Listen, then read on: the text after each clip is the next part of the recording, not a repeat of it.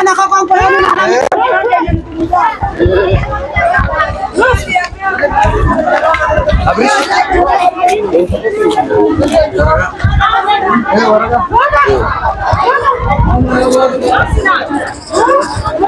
جماعة غرغريتي وفتا بيتا جماعة غرغريتي جولف دفتر بيتا جماعة غرغريتي وحل بيتا قنقو بيتا وتيبولان كينيا يا مقالا خيسة جرا موتمان دفع أكا إجايساتي نولالو بربان جمان أماس جبان وانت أكاتان جبان جمامي مال فتاة أميرو أمان جمان جمان دوران كرشي شانتم صدام إبابو كرشي خدان اتنامن رابطو دم جمان جمان حالان قبوه جماعة قتيبولان أكا في ديت خم غرغران نتاعني أولي أدونا سي غوغوشتي أكا تهود أبي خديه مجر قتيبولان سببا جماعة خنا راخي بيلا جبا تتو إسر فجر إيش أكاتا كارمينا جرينيا وجوال كبته جتشودا هواسني دوران جمان جراتا يرو أما مي أكمل جراشة جرا كارمينا جرينيا خنا akkamitti geggeessaa jira bakka qalomina jireenyaa hammachuu keessa kuteeti namni keenya namni sadaqaaf magaalaa tana seene qoftinu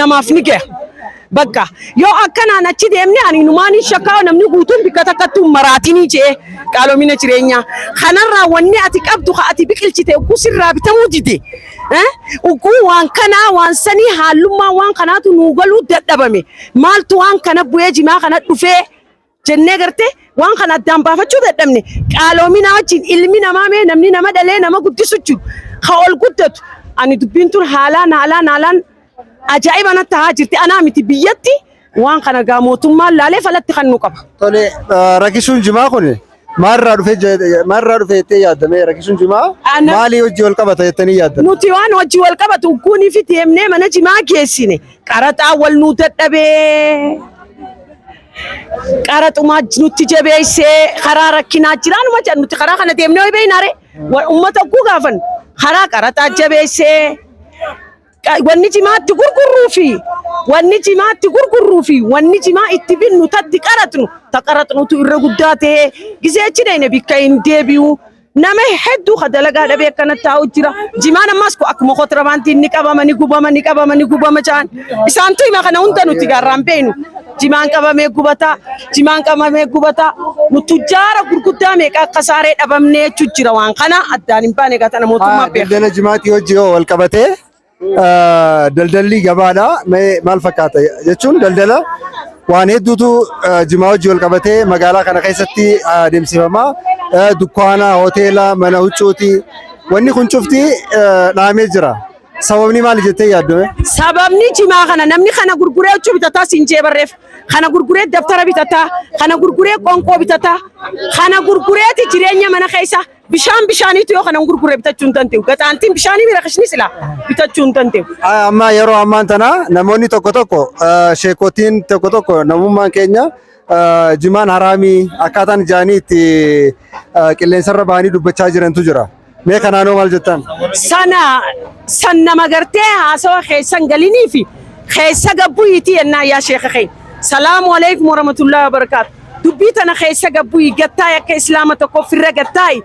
Hubaddu addaan baafadduuti waan takka nuun ji'i wanni ammaati yadde kun nuti akka nu fakkaatu dogongoraa jimaa waan namni danuun kun itti jiraatu haraamii akkamittuu jaama wanni kana na dhagguu qameemee namnummaan jimaa kana qabee yaa rabbi uma ja'a malee kara biraan deemu kanaafuu sheektichi yaaboo nagee hangattaa'ee waan tana addaan baafatuun jaanan arrabsu osoo hin ta'in ana rabsuu fi isaanillee tuquu osoo hin ta'in waan kana hubachuu qabaan jaan jireenya namaati malee jimaan haraamii miti jimaan jireenya namaati jireenya nama waliigalaati akkanatti hin beekan. Tole amma rakkina kana hundaaf furmaanni maal jettee yaaddu? Furmaata kana rabbii gaditti jimaan akka duritti ammas waan takkaan sii mana dhaqee jimaa kanarratti yeroo dargiitis an akkanumaan jira kanaa miree dubbii kamma dhuftee tanan agarra. Yeroo ihaadikisa sumaan jira dubbii kamma jimaarra dhuftee tanan agarra ta'ammaan tanaatun addanutti taatee mootummaan dubbii tana gadi bu'ee gadi fageenyaan laalee furmaata akka nuu laatu rabbii gaditti. Tole galatoomne. Taan abbaa.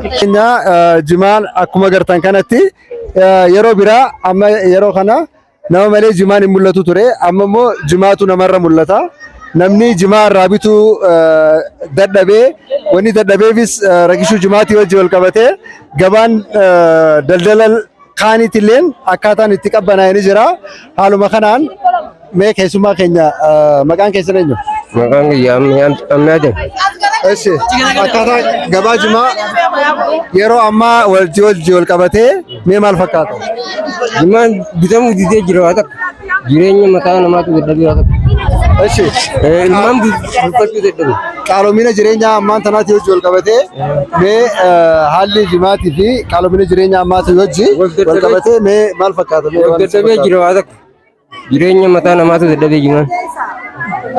Tole galatoomne. Akkatti jiraannu dadhabnee jiru. Haydarus Manjaan. Eessi Haydarus mee akkaataa gabaa jimaa yeroo ammaan tanaa maal fakkaata? Yeroo amma duraatii waliin wal qabsiistee nu himuu dandeessa? Ammaan tana haalli maa keessa jiru kun haala rakkisaa keessa turre. Ammaan tana duraan ammatuma 5-6 dura jimaan keenya gurgurannee itti fayyadamaa turre. Ittiin jiraachaa turre, ittiin mana ijaaraa turre, ittiin makiinaa bitaa turre.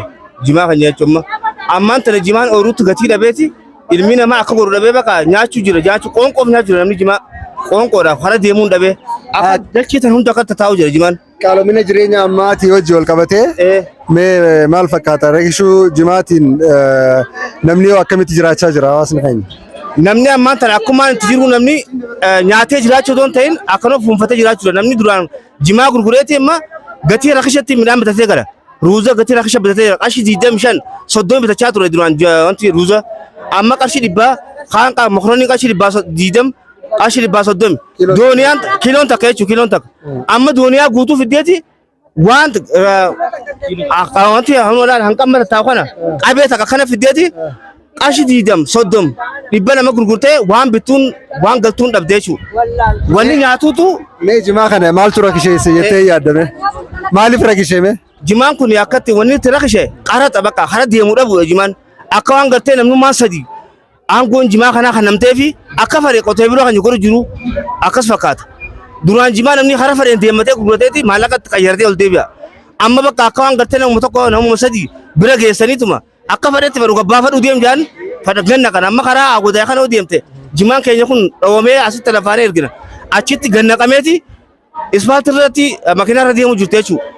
Qaraxaatu nutti guddatee jaaniiti hanga barbaannu kiiloo hanga kiiloogiraama 200 kiiloogiraama 27 kiiloogiraama 19 faan hunjaan jaaniiti nurraa gabbaa isaan hunjaan guutanne hunjaan jaanii jaaniiti uummanni gara firraa kan naqaa ture jechuudha.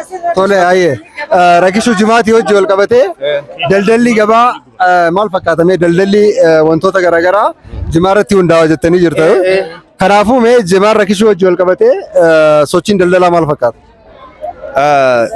Jimaan rakishuun jalqabe sochiin daldalaa ni dhaabbatte bakka amma namni dukkaana gurgurachuu dadhabee mana huccuu warri jiru akkanuma taa'aa guyyaa rabbi odoo nam tokko haa takka irraa hin binne.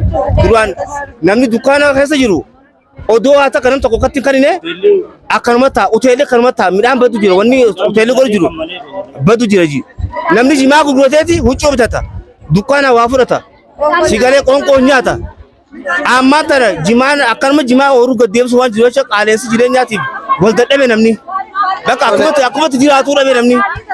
Tole namni warri Harargee keessattuu jimaadhaan jiraata. Namoonni tokko tokko amma jimaan haraamii akkaataan jaanii ittiin dubbachaa jiran jira. Mee kanaanoo maal jettu? Namni kana jiru namni jimaan haraam jiru dogongora dalage. Dogongora ammaan tana inni amma yaadate jimaan kun haraam ta'u nuti umrii keenya guutuu itti dhalanneeti itti guddanne. Abbootiin teenya hayyootiin teenya akkasitti dalagaa turte haraam odoon ta'e ammatuma kana haraam ta'a. Eegaa wagguma shanan kana booda haraam ta'a jimaan. Maaltu dhufe sheekaa akkami kun sheekni kana dogongora nama jimaan qabneetu nama jimaa waan ta'e hin beekneetu haraam ijaa. Jimaan fakkeenyaaf amma muka isaa nyaatamoo hidda isaa nyaatamoo baala isaa nyaatattee yoo gaafatte siin himu akkamii haraam ta'uu danda'e jimaan duba waan siin himne jechuudha. Jimaan kun haraama namni ittiin qabee du'aa godhata. Rakkoo hanga ammaa uumame kanaaf mee furmaanni maal jettee yaaddume? Furmaanni maanta mootummaa waan kan nu sirreessu qabaadha ammatti. Mootummaan ammatti waan jirutti dhaabee jiman nu deebuu qaba. Qoonqoo nama namni haa jiraatu dura namni qoonqoo. Biitutu yoo jiraatte namni gongo ji kanyate jirate biyata na jinde mu dandiya namni biya yae hanu mu jira han baka jinu tafu jira namni namni mu jira gargaasa barbada baka namni tole galatoome darus galato masille wan